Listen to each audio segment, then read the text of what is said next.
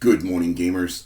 It is that time of day again. It is time to showcase another thing that you can play in the LOFT project. So today we're talking about the High Elf, which is the most common form of elf.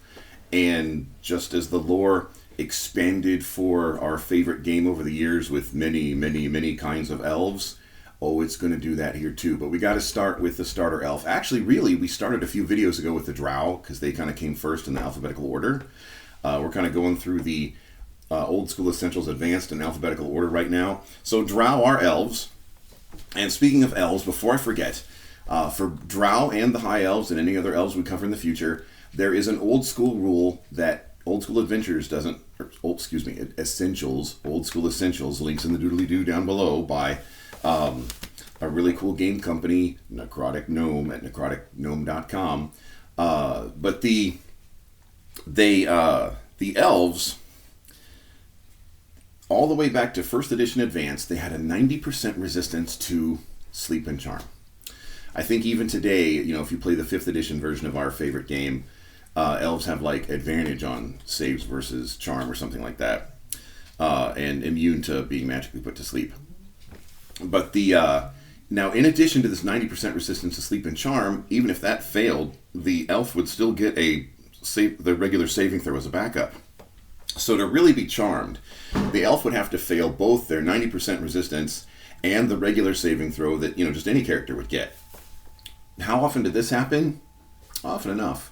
Back when I was in high school or college, sometime in those wonderful, blurry midnight to 3 a.m. game sessions in the game shop's basement, long before LOFT was its own product line, back when LOFT was just one module and a sequel, LOFT 2 module, the legendary Ron Watson was running LOFT, and Strahd was stalking our party.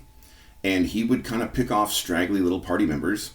And so my character, once again, same character from the story last month about the junior magic user and the frost giant. Same campaign. I mean, it's all the same campaign, all the way back to 1987. You can join it today. Links in the doodly-doo down below. Join the epic legends of the bards of the ages. Yeah, here's a legend. This is going to be real legendary. My elf failing. But Strahd grabbed my elf, pulled him into an alcove, and then he looked deep into my elf's eyes and gave me that vampire charm gaze. And I rolled my 90% resistance to charm because I'm an elf. I failed. And I thought, no problem, I got good saving throws. I'll just roll the regular saving throw. I failed. And so, yes, my character, the elf, now I'm really not a big fan of running a DM's character during a session. That's like very uncool. It should be avoided if possible. If for some plot related reason you actually have to talk to the DM's NPC, in my opinion it should be like a cameo at best, because the session is about the players, not the DM. DMs I don't think should necessarily have a character at the table. It's kind of weird. But if you guys get into a LOFT game, and I'm a player, not the DM, if there's some other DM, which could happen next month, we'll talk about that in a minute.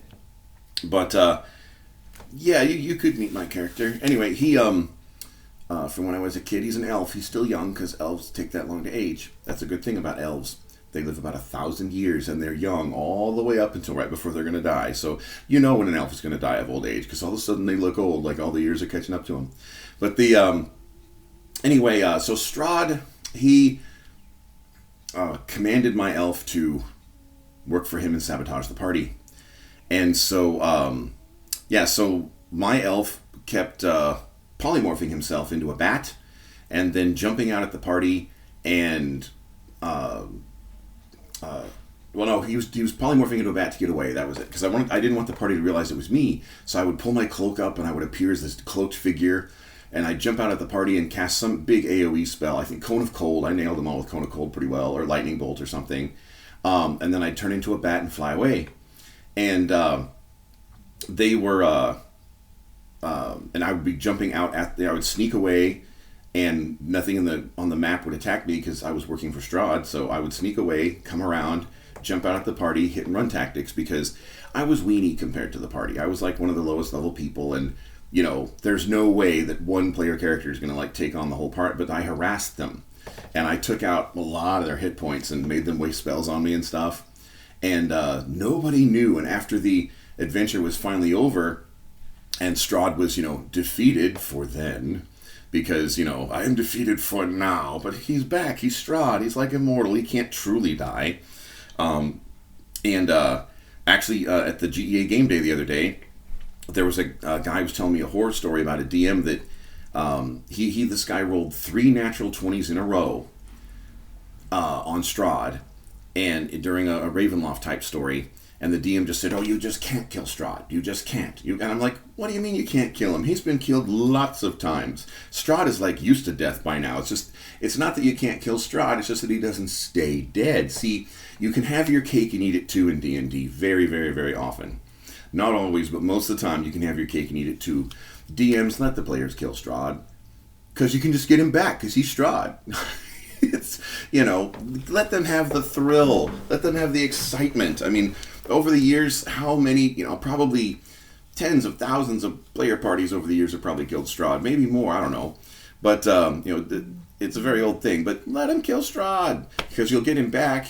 Ravenloft to resurrect him or whatever. Well, you don't really resurrect him dead, but you get what I mean. He's not immortal in the sense that he can't die. He's immortal in the sense that he'll be back. So after Strahd was defeated, my elf was, oh, thank you so much, now I'm not charmed and hypnotized anymore by Strahd. I did those horrible things to you, I'm so sorry. And the party's like, "That was you?" It's like, "Man, you took a whole bunch of my hit points," or, "Oh man, you took a whole bunch of my healing because I had to heal people up after you took their hit points," or, "I wasted good magic items on you." Like, thank you very much. Yeah.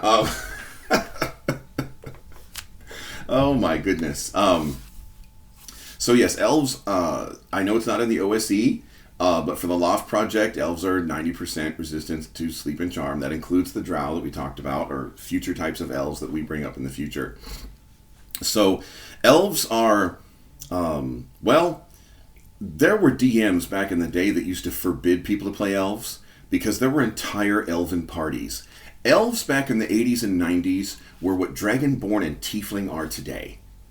Well, John, OSC doesn't have Dragonborn and Tiefling. Oh, yeah, I want to bet. Sure it does. Hang on, kids, because when we get done with the Old School Essentials Advanced, we're going into their Carrion Crawler magazine. So, or Carcass Crawler magazine. I think they call it Carcass Crawler. But, yes, there are Old School Essentials Dragonborn and Tieflings. In fact, Corey, he plays one on Wednesday night. He's a blue Dragonborn named Dagon. And, just follow the links in the doobly-doo. If you're interested in trying an OSC Dragonborn or Tiefling, let us know. But this is about elves. So elves were, they were everything back in the day. There were DMs that were like, "I just can't stand elves. And I did run for parties that were all elves because they were that popular, or a mixture of elves and half-elves.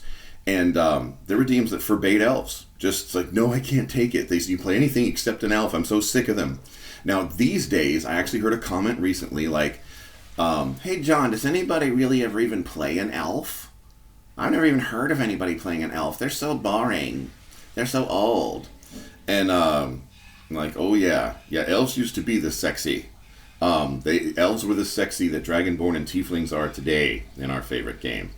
So, if you're into elves, we got them. They can be just about any character class, or if you want to play an elf as an elf character class, an elf as an elf is like a fighter mage. And that would be more efficient in terms of XP and leveling quicker than if you were going to play an elf as a multi-classed fighter and a mage. So if that's your thing, go for elf. Elves are so magical that they can cast spells in full armor, so that's a good thing. And let's see, I think that now if you're just an elf mage, but you're not an elf fighter mage or an elf, then you might need to get some training in that armor. But yeah, one of the neat things about elves was that they're so magical that they can cast spells even in armor, because elves are cool like that. Let's see, I think that's all about elves. I mentioned we talked about the new Game Master, so next month on June 24th, when it's the June 2023 GEA Game Day, we are scheduled to debut live our new Game Master, Ron Watson. The man, the legend, the guy who taught me how to GM back in the 80s in the game shop's basement. So, follow links in the doodly-doo below. If you want to game with us, find us on Discord down below. If you're interested in our Indiegogo as we expand, so that by the end of August, we have the capacity to serve our first 1,000 players, and have all the GMs and technology for that. Check that out. The Indiegogo, we haven't pulled the trigger on it yet. That's coming soon. The link is in the doodly-doo below. And let's see what else. There's just anyway. I'm doing more videos today, so I will tell you about more stuff in a bit. We're getting ready to do our first live stream, and we're gearing up for a podcast. So I gotta get to work on a bunch of stuff and do more videos for you today. So in the meantime, I will see you around the gaming table.